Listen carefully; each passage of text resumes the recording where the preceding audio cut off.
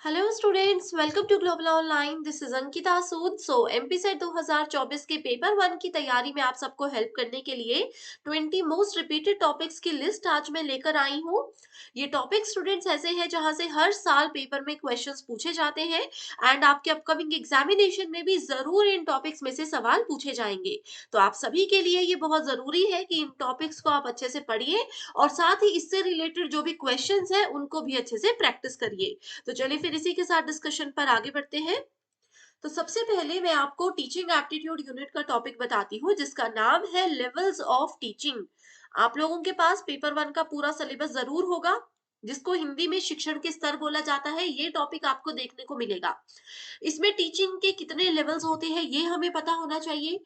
कौन से लेवल का प्रोपोनेंट कौन है, किस लेवल में क्या मेजर काम किया जाता है, ये सब इंफॉर्मेशन आपको होना बहुत ज्यादा जरूरी है। दूसरा इंपॉर्टेंट टॉपिक टीचिंग एप्टीट्यूड का ही है, that is your blooms taxonomy. Paper one में बहुत से बच्चे मुझे बोल रहे हैं कि मैम आउट ऑफ सिलेबस आता है। देखिए स्टूडेंट्स, आउट ऑफ सिलेबस कुछ भी नहीं आता, लेकिन कुछ टॉपिक्स ऐसे हैं जो कि डायरेक्टली सिलेबस में मेंशन्ड नहीं है, लेकिन ये models of teaching, types of teaching, इसी के टाइप्स होते हैं। तो वैसे ही ब्लूम्स टेक्सोनॉमी भी एक ऐसा टॉपिक है जो कि आपको सिलेबस में नहीं दिखेगा लेकिन पेपर में जरूर आता है। ब्लूम्स टेक्सोनॉमी में कितने डोमेन्स होते हैं ये हमें पता होना चाहिए। हर डोमेन के जो स्टेप्स है ये हमें पता होना चाहिए। स्टेप्स का जो सीक्वेंस है ये हमें पता होना बहुत ज्यादा जरूरी है। ऑल राइट, तो इसी के साथ तीसरे टॉपिक पर बढ़ते हैं। और स्टूडेंट्स, अगर आपको नहीं पता, देखो मैं आपको बता रही हूँ ना कि हर टॉपिक का पहले अपना कॉन्सेप्ट क्लियर करिए, फिर उस टॉपिक के पीवाईक्यूज को प्रैक्टिस करिए ताकि आपको पता चल जाए कि कैसे सवाल आए हैं किस टॉपिक में से। तो इन सभी चीजों का ध्यान रखते हुए, पेपर के डिफिकल्टी लेवल का ध्यान रखते हुए और अपडेटेड पैटर्न का ध्यान रखते हुए पेपर वन का कंप्लीट कोर्स में लेकर आई हूँ जिसका न्यू बैच हमारा 1 नवंबर से स्टार्ट होगा। आपका पेपर 15 दिसंबर को है। आपके पेपर से पहले डेली आपको 2 से 3 लाइव लेक्चर्स के साथ 100% सिलेबस हम कवर करवाने की श्योरिटी देते हैं। यहाँ पर स्टूडेंट्स आपकी फाइनल रिवीजन के लिए topic wise MCQs and PYQs आपको मिल जाएंगे, साथ ही full syllabus updated mock test भी मिल जाएंगे जिसमें से मैं आपको श्योरिटी देती हूँ कि एज इट इज सवाल जरूर आपको देखने को मिलेंगे। ठीक है, तो लिमिटेड पीरियड के लिए दिवाली ऑफर ये चल रहा है, आप लोगों को बहुत अच्छा डिस्काउंट हम दे रहे हैं। आप सब स्टूडेंट्स एक काम करिए, ये 2 व्हाट्सएप नंबर्स हैं, इन पर कॉल या मैसेज करके हमसे डायरेक्टली कांटेक्ट कर लीजिए। साथ ही फ्री वीडियोस और मॉक टेस्ट भी अवेलेबल है जो कि ग्लोबल ऑनलाइन ऐप में आपको मिल जाएंगे। स्टोर सेक्शन पर सर्च बार में लिखना है कोर्स का नाम, कंटेंट पर जाएंगे तो आप देखेंगे कि पेपर वन का कंप्लीट कोर्स है जहां पर आपको यूनिट वाइज फोल्डर्स मिलेंगे। हर यूनिट के अलग अलग मॉक टेस्ट है, पीडीएफ फाइल्स हैं, साथ ही वीडियो लेक्चर्स हैं जिससे कि आपके कॉन्सेप्ट्स भी क्लियर होंगे। बस प्लस टॉपिक वाइज एमसीक्यूज और पीवाईक्यूज भी आपको प्रैक्टिस करवाए जाएंगे। ठीक है, तो ये नंबर्स पर आप कांटेक्ट कर सकते हो। इसी के साथ स्टूडेंट्स अब तीसरे इंपॉर्टेंट टॉपिक पर आते हैं जो कि है रिसर्च एप्टीट्यूड का। ये है आपका types of research. Types of research में मेजरली आपको फोकस करना है क्वालिटेटिव और क्वांटिटेटिव। हिंदी में इसको बोलते हैं गुणात्मक और मात्रात्मक अनुसंधान, इन पर फोकस करना है, यहाँ से सवाल आते हैं। ठीक है, फोर्थ इंपॉर्टेंट टॉपिक भी रिसर्च एप्टीट्यूड का ही बताऊंगी जो कि है आपका steps of research. Steps of research में स्टूडेंट्स क्या करते हैं, 7 8 जितने भी स्टेप्स रिसर्च के हैं उनको याद करेंगे और हो गया। ऐसे बिल्कुल भी नहीं करना है। स्टेप्स ऑफ रिसर्च में ही कुछ इंपॉर्टेंट पॉइंट्स आते हैं। जैसे एक स्टेप होता है सैम्पलिंग, ये अपने आप में एक बहुत जरूरी टॉपिक है। इसके टाइप्स होते हैं, वो बहुत जरूरी है, पढ़कर जाइएगा। ठीक है, इसके अलावा ये आपका फिफ्थ टॉपिक भी हम इसको कंसिडर कर सकते हैं। सिक्स्थ टॉपिक होता है रिसर्च में हाइपोथेसिस, ये भी स्टेप्स ऑफ रिसर्च का ही एक पार्ट है। हाइपोथेसिस क्या होता है, उसको टेस्ट कैसे करते हैं, उसके टाइप्स कितने होते हैं, यहाँ से पेपर में सवाल आते हैं। All clear everyone? इसके अलावा सेवेंथ इंपॉर्टेंट टॉपिक आपको बताती हूँ कम्युनिकेशन यूनिट से। इसमें भी स्टूडेंट्स आप लोगों को सबसे पहले तो टाइप्स ऑफ कम्युनिकेशन पढ़ना है, ये सेवेंथ टॉपिक है, टाइप्स ऑफ कम्युनिकेशन। उसके बाद दूसरा टॉपिक आता है बैरियर्स ऑफ इफेक्टिव कम्युनिकेशन। ठीक है, यहाँ से आपको सवाल देखने को मिलेंगे कि कम्युनिकेशन यानी कि संचार में बाधाएं क्या क्या हो सकती है। तो 8 इंपॉर्टेंट टॉपिक्स बता दिए। नाइन्थ टॉपिक आता है हमारा रीजनिंग यूनिट में से, जिसमें आपसे या तो एक सवाल आएगा नंबर सीरीज में से, ठीक है, या फिर एक सवाल आ सकता है लेटर सीरीज में से, दोनों में से एक सवाल आएगा। ठीक है, इसमें आप लोगों को अलग अलग टाइप हो सकते हैं, मिसिंग वैल्यू पूछी जा सकती है या कोई भी तरीका पूछा जा सकता है। 10th नंबर पर इंपॉर्टेंट टॉपिक भी मैथ से बताती हूँ, जो कि है परसेंटेज। परसेंटेज एक ऐसा टॉपिक है जो कि आपकी यूनिट 5 के साथ साथ यूनिट नंबर 7 में भी आपको हेल्प करेगा। ठीक है, मैथ्स पहले पढ़ लेना, उसके बाद डीआई जब करोगे तो आपके लिए इजी हो जाएगा। ठीक है, 11th टॉपिक है आपका रेशो एंड प्रोपोर्शन, और 12th इंपॉर्टेंट टॉपिक है एवरेज। तो ये तीन ऐसे टॉपिक्स हैं जो कि यूनिट 5 में आते हैं, लेकिन इनके जो कॉन्सेप्ट्स हैं, इनको सॉल्व करने का जो मेथड है, वो आपको यूनिट नंबर 7 डीआई में भी हेल्प करने वाला है। All clear? इसके अलावा कितने 13 टॉपिक्स हो चुके थे शायद। 14th नंबर पर जो टॉपिक है वो आता है लॉजिकल रीजनिंग में से। इसमें एक टॉपिक है क्लासिकल स्क्वायर ऑफ अपोजिशन।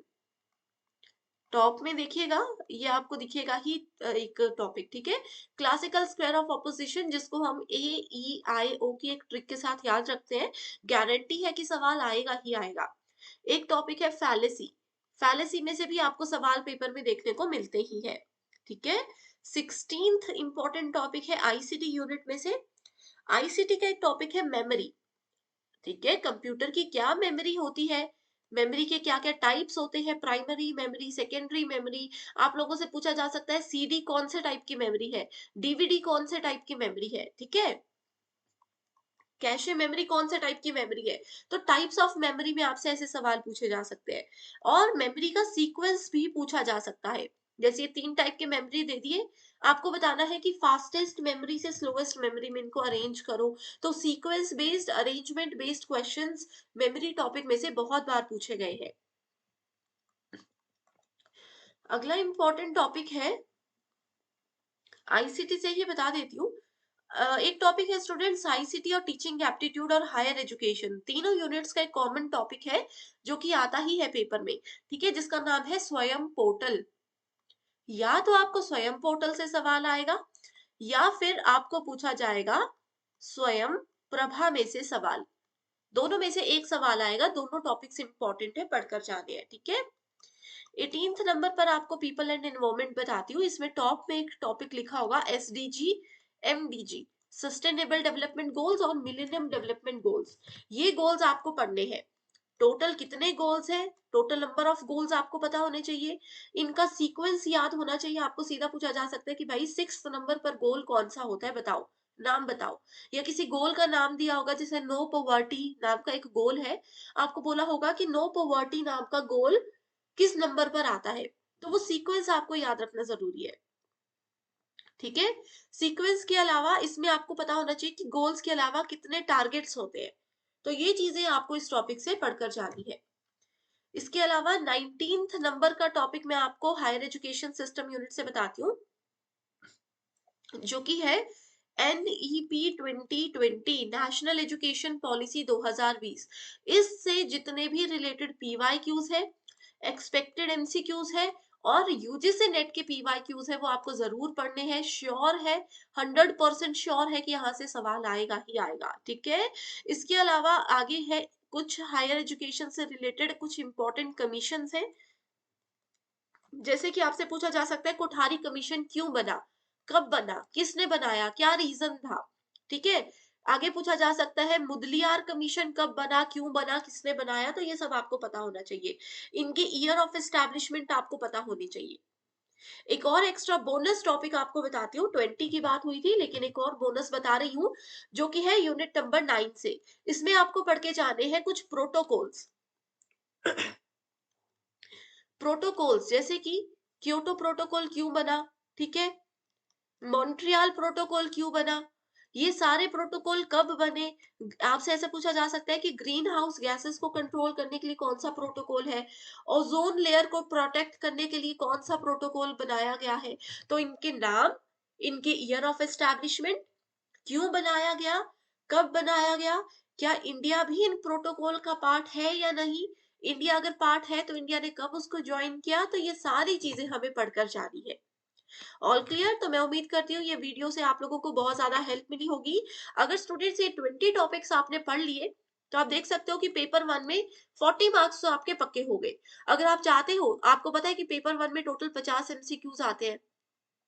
50 में से 20 मैंने आपको बता दिए। अगर चाहते हो बाकी के 30 टॉपिक्स भी एक एक्सपेक्टेड आइडिया मैं आपको दे दूँ, ताकि आप लोगों को हेल्प हो जाए एग्ज़ाम में, तो मैं ज़रूर आपको बताऊँगी। बस एक बार मुझे कमेंट करके बता दो कि आप मुझसे किस तरीके की हेल्प चाहते हो, ठीक है? या फिर गिवन नंबर्स पर व्हाट्सएप के थ्रू मुझे कॉल या मैसेज करके भी आप जानकारी दे सकते हो।